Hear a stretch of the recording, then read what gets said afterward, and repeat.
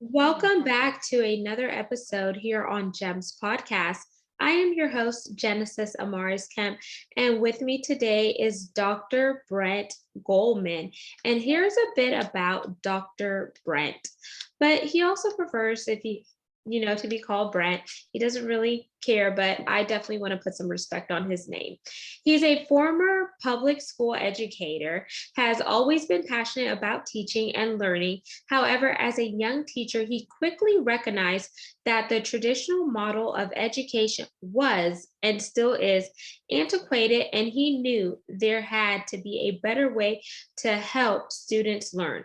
So 25 years ago, Dr. Goldman left public education to co-launch and lead pioneering private schools, including the Sagemont School in Weston, Smart Horizons, Career Online Education, and now Xceed, Preparatory Academy, and Xceed Anywhere. As a recognized leader in innovative education, he has been profiled in the Florida Trend 500, Thrive Global, and Authority magazine for his commitment and dedication to providing a personalized and flexible learning environment for Xceed students, focused on subject mastery, not seat time or testing standards. Oh, wow, that is so important.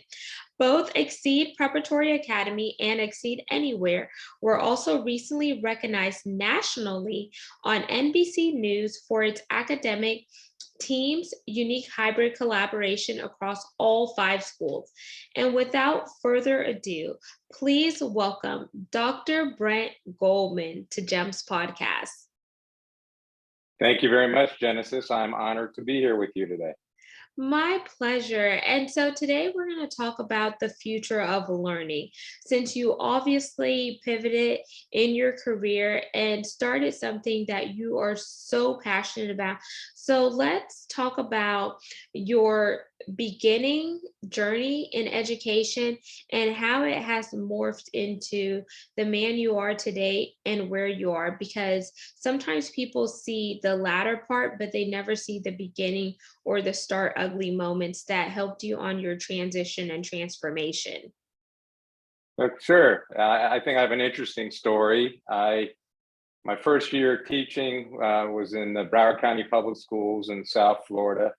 I was a 5th grade dropout prevention teacher. So labels were already being put on 10-year-olds that they were potential dropouts. And I got the job, I think, because nobody else wanted it. Who else would want to work with potential dropouts? But I loved it, and I saw it as a way to impact children. But again, I was very concerned about labeling children at such a young age. And then I moved on. I taught social studies in a large public high school in Fort Lauderdale, Florida for 5 years. And that's where I started really having doubts on our current educational system, where kids that were struggling didn't get the help that they needed. Kids that were achieving didn't have the opportunity to move at their own pace.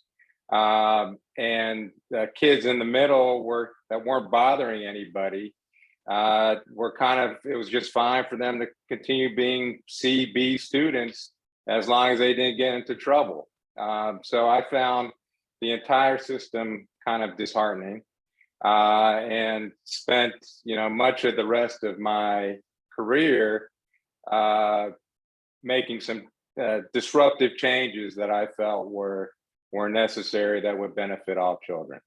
So my start surely impacted where I am today, which is where I run a network of 7 hybrid private schools where kids create their own schedules based on their own learning needs or special talents. That's much different than my experiences when I started working as a teacher in 1990, or when I went to school myself. So education is changing, and I think the pandemic kind of exacerbated this change that's coming now. Wow, that was definitely an eye opener. But one thing that just really stood out is, as you mentioned, students in fifth grade were being labeled as dropouts. Where do they even get the metrics for that? And how do you know that a student is going to drop out as young as someone being in the fifth grade? Like, was it based on a certain demographics or performance scores, or how do you even come up with something like that? That's a great question. I really don't know the exact answer to that because it was never explained to me, but I have a feeling it was just because they were troublemakers. That the kids were getting in trouble at at an early age, and they slapped a label on them and pulled them out of the traditional classroom so they wouldn't cause they wouldn't disrupt the kids that were doing a little bit better in school. Yeah, but I don't know exactly at the time what metrics the district was using.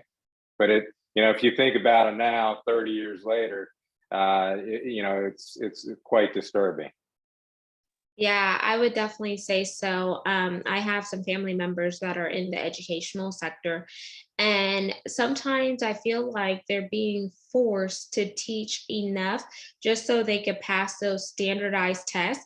But that's just from me on the outside looking in, since I know they get certain awards and the school gets funding whenever they have high test scores.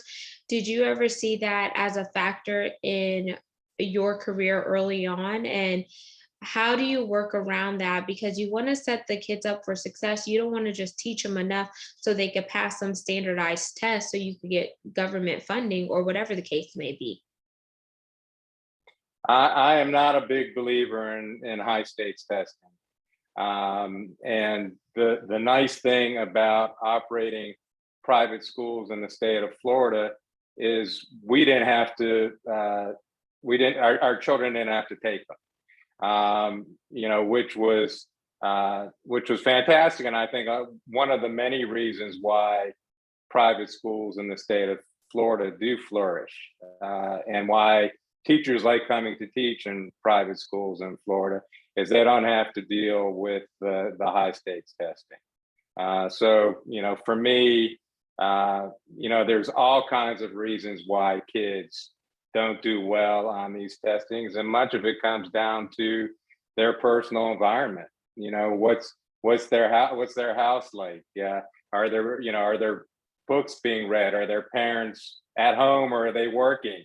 Do they have access to tutoring, off hours tutoring or SAT prep?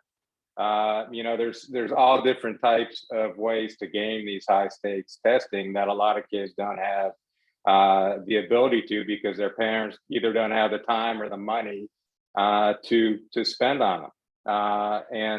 So I think there's a reason why, at least in my community here in the areas that are high socioeconomic demographics, those schools are A schools and do better on the high stakes testing than the schools from more urban areas.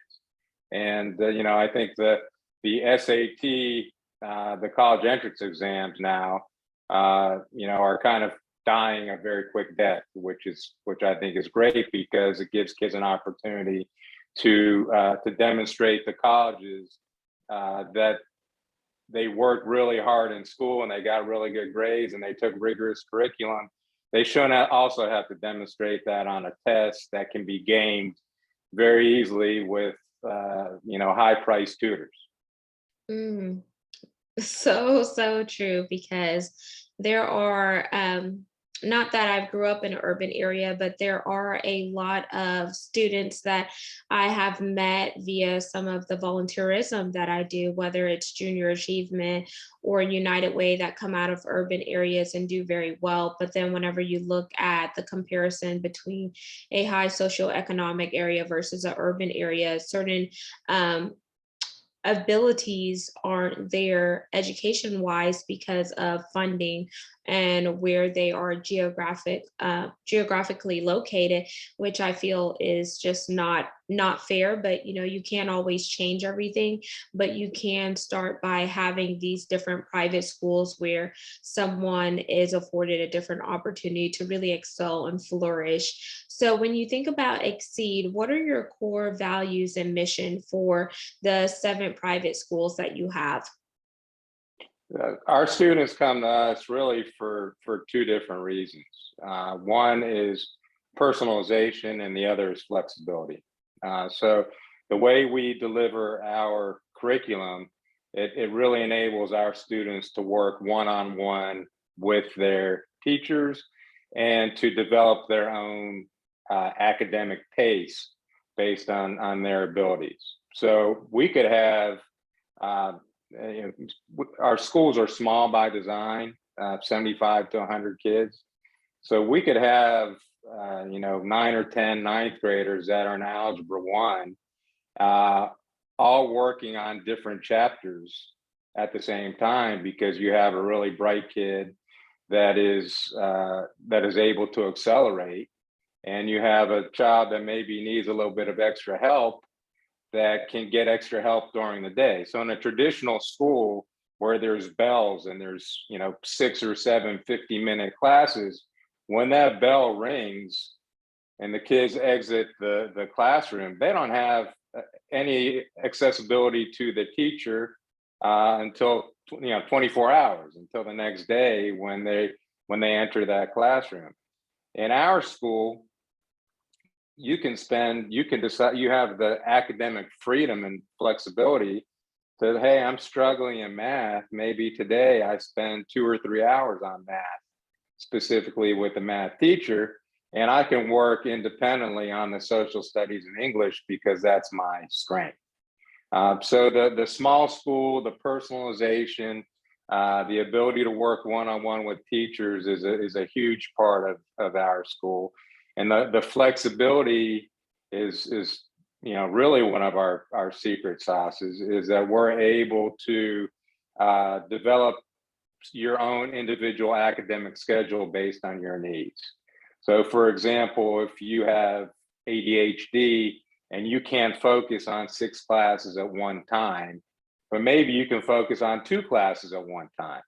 So you finish those 2 classes and then you start 2 more, and then you start 2 more, and we're year round, so you can go through summer school. So you're still taking the 6 credits, but maybe not all at one time. So the child with ADHD that's taking 6 classes at one time with 30, 35 kids in a class, might become a C student just because of the way the school is set up. But with us in a smaller setting, where we can be flexible with how we schedule you, you could be a B or an A student just on, on those variables. If you're a competitive athlete that practices a couple of times a day, you can come into us in between practices, say from 10 to 2, and maybe not come to school on Friday because you're traveling to a tournament.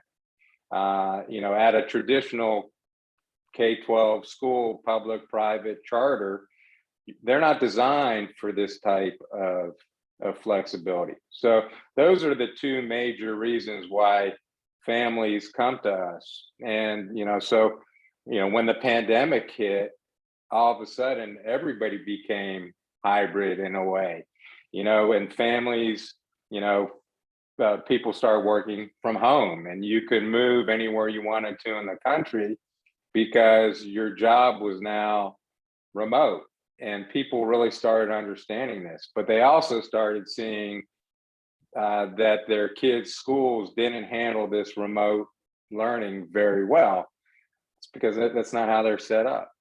To answer your question, the personalization and flexibility is what makes us unique, and it's really something that it's not something that just us can do. Anybody can establish schools like this if they desire.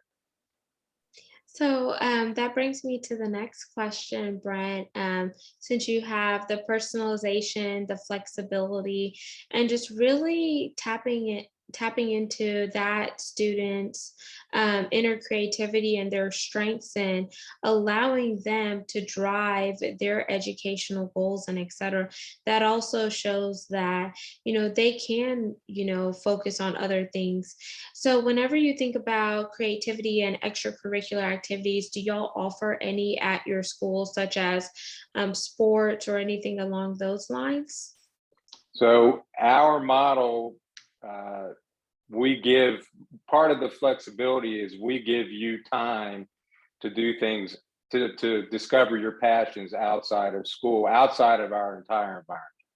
So whether it's interning at a company, whether it's volunteering at a church or a synagogue, whether it's playing for an elite club volleyball program or a tennis or golf program or a club baseball. Our kids don't play for us, but they have more time to really go after and accentuate the special talents that they might have. We do offer some of the national clubs like Student Council and National Honor Society, and we have book clubs and chess clubs, those types of things, because socialization is very important. And you mentioned the creativity piece of it, but our vision and mission really is school shouldn't get in the way of what you really want to accomplish with your life. Now, traditional schools have been set up, kind of like prisons. They're 7 hours a day. There's bells ringing. You're told when to eat lunch. You're told when to go to the bathroom. You're told when to come and when to leave. And schools are set up this way because parents work, but they're really set up this way because going back at the turn of the century, we were an agrarian society, a farming society, and much has changed in our world. We're an on-demand world. Kids are growing up in an on-demand world with Uber and Amazon Prime and Netflix and Grubhub. Yet school is not on demand. School is very much like it was when I went to school in the 80s, or my parents went to school in the 60s, or my grandparents went to school in the 40s. Other than maybe some computers and some internet access, school is exactly the same. And, that's what we're trying to do, is match school up with how these kids are growing up. Where if you're a morning person, you can come to school, from 7:30 to noon and then leave. If you like to sleep, you can come in from 11 until 4 and then leave. If your parents don't want to deal with rush hour traffic, you can come in from 10 until 2. This is a flexible world that we're growing up in, but schools aren't designed like that. Or Genesis, gosh forbid, you want to go on vacation with your family. Say you're from Brazil and you want to go to Carnival in February for 10 days. Well, the traditional schools aren't designed that way. You can't just take off and miss 10 days of school unless it's during their scheduled break. But with us, because we deliver our curriculum with online curriculum, you can access our courses 24/7, 365 with internet access. And while you're gone, you can schedule a Zoom with a teacher if you need help. And it just makes too much sense. Yet we're still doing schooling the same way our grandparents went to school and our great grandparents went to school, except there's laptops and whiteboards rather than chalkboards and typewriters. And that's really the biggest change. Man, where was Xceed when I was in school? Well, that's what my kids say too. So I think it's our model is kids get our model right away because this is the world they're growing up in. Adults, a 35 and above, if you describe this to them over the telephone, they don't really get it. When they come in, they understand it and they see it, they get it. And I think it's just becoming much more ubiquitous, and the pandemic accelerated all this because people now understand hybrid a lot better than they did 2 years ago. And since you do have that hybrid format, Brent, are there students that are outside of Florida that come to your 7 schools? Yeah, so one of our 7 schools is a strictly virtual school. So, with that, we have kids from around the world that attend Xceed. But, most of our, where we are traditional is in our brick and mortar schools. The kids live within a 15 and 20 mile radius of the schools, but they have the flexibility, if you're going to travel or you want to go on a business trip with dad, that you don't have to worry about what the school is going to say. We're going to say, go for it as long as you're on pace with your classwork, or you bring your laptop with you and you do your work. And I think that is disrupting education and really promoting the future of learning, just to really give parents as well as students that flexibility. And that's one thing that I'm going to think about when my kids start to get older, because I want to have that flexibility, especially with me being first generation American. My dad was South American, he passed in 2020, and my mom is Caribbean. So there are certain times where you want to travel because the tickets are cheaper versus going during peak season. And to have this model, it's conducive for the parents and it's conducive for the kids. I think we had a dad who, was a busy executive, and he said, what I like about Xceed is I can drive my kid to school whenever I'm ready to go to work, and I don't have to worry about them being late. And if I'm going on a quick business trip, I can take them with me. And these were times that I get to spend with my kids that I never had before. So it gives the parents flexibility as well, for sure. Yeah, and as we begin to wind down, Brent, what are some tips that you would like to leave the listeners and viewers with so they could be disruptive in the educational field, but also promote the future of learning? Because things are changing. We have robots now, RPA, robotic processing automation. We have AI, there's crypto, there's Bitcoin, blockchain. So many things are advancing. And I feel like in public education, they don't really learn that much about certain things in STEM or other areas. Or even financial literacy. We need to set up our students for success now rather than later. I agree with you 1,000%. As a parent of 2 young adults, the financial literacy piece is something that should be required in all schools. That is for sure.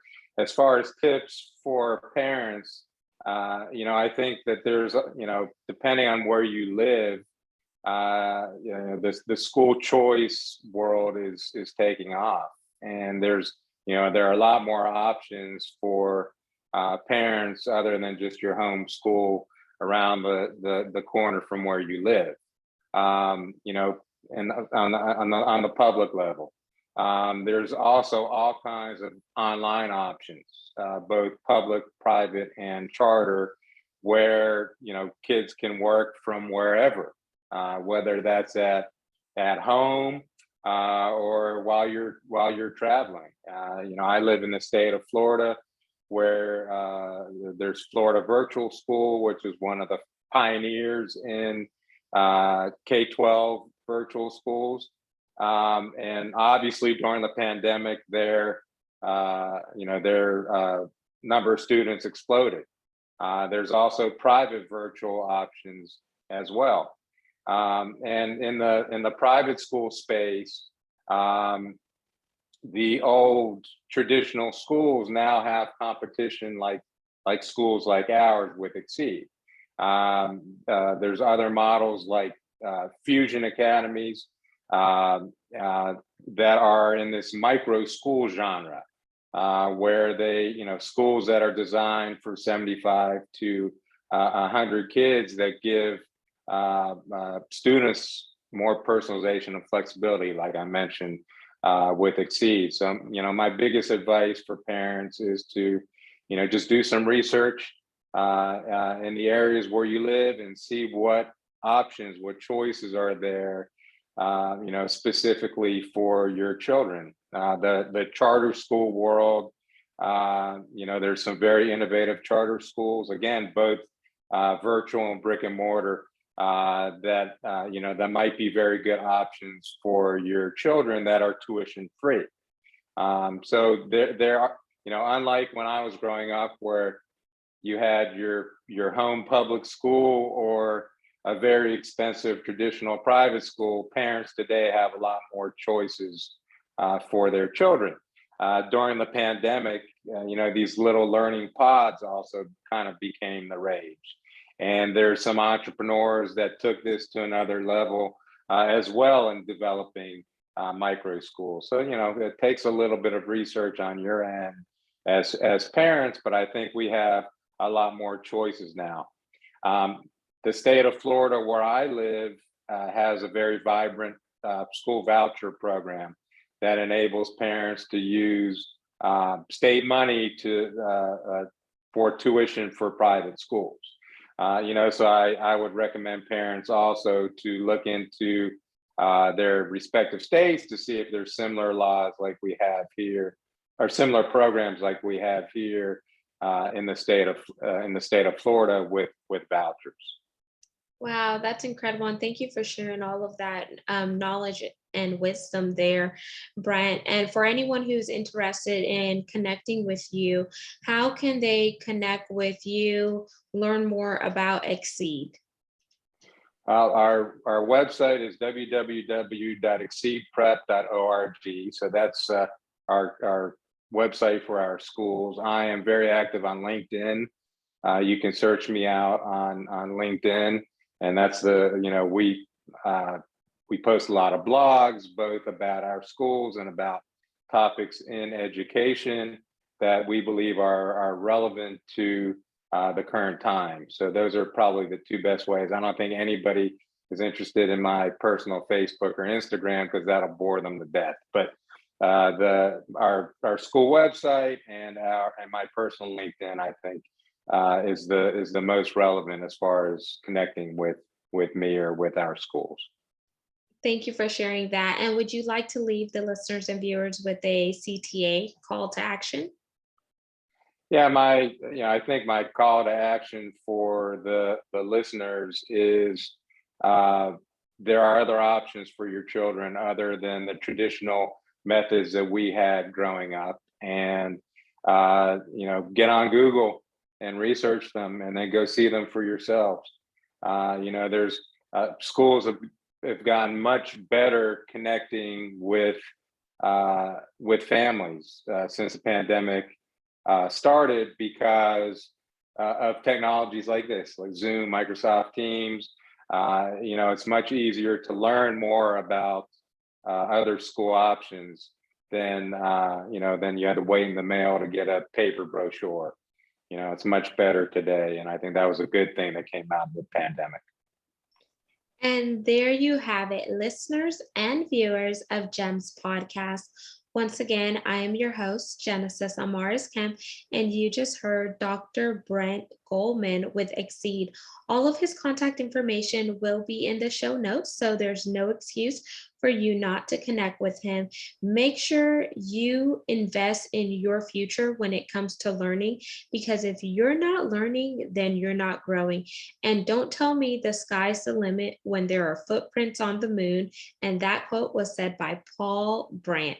Until we chat next time, peace, love, and lots of blessings. Have yourself an amazing day. Subscribe to the podcast on all major platforms and follow us on YouTube at Gems with Genesis Amaris Kemp for video content.